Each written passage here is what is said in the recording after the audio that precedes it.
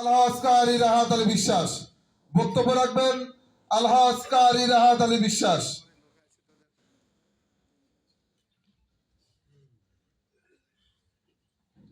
আসসালামু আলাইকুম ওয়া রাহমাতুল্লাহ। নাহমাদুহু ওয়া নুসাল্লি আলা রাসূলিহিল কারীম। বিসমিল্লাহির রাহমানির রাহিম। ইনিল হুকমু ইল্লা লিল্লাহ। সাদাকাল্লাহুল আলিয়্যুল আযীম। ইসলামী আন্দোলন বাংলাদেশ কুষ্টিয়া জেলা শাখার উদ্যোগে আজকের দ্বিবার্ষিক সম্মেলনের সম্মানিত সভাপতি, প্রধান অতিথি, বিশেষ অতিথি, বিভিন্ন থানা গ্রামগঞ্জ থেকে আসা আমার প্রিয় ভাইরা, আমি একটি কথা মনে করতে দিতে চাই, সেটা হবে আমাদের আজকে নির্বাচন সামনে রাখার একটা পুঁজি।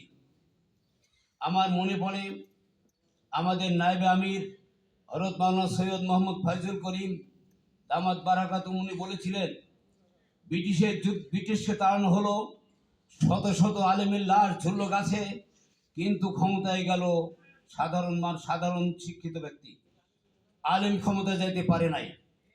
ভারতের সঙ্গে যুদ্ধ হলো, পাকিস্তান অর্জন হলো, কোনো হক্কানি আলেম ক্ষমতায় যাইতে পারে নাই।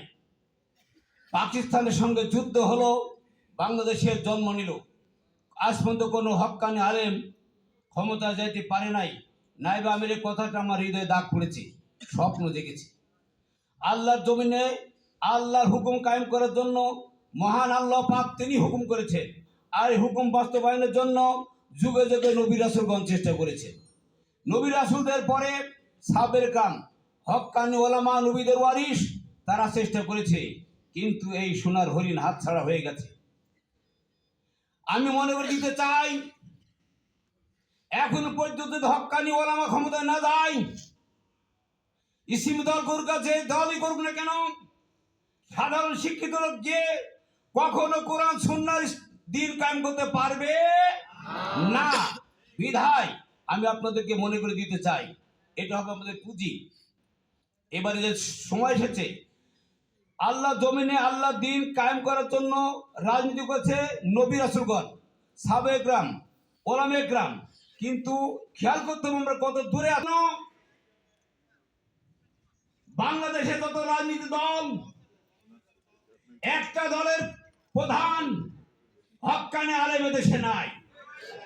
আমি বুক ফুলে বলতে চাই, আমাদের দেশে যোগ্য নেতৃত্ব দেওয়ার মতো নবী রাসূলের ওয়ারিস কি যোগ্য নেতাও নাই। বিরাট বলতে পারি, এবার হক্কানি আলেমের জন্য আমরা সংগ্রাম করব, চেষ্টা করব।